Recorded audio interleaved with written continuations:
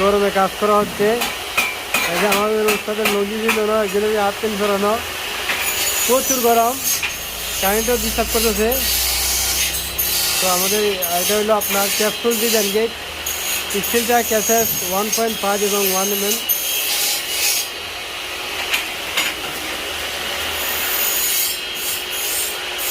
এখানে টাই গ্লাসের কাজ চলছে, আর একটা গেট রেডি আছে। তো এই দিকটা আমরা টাই গ্লাসের কাজ দেখতেছেন, টাই গ্লাসের কাজ করি।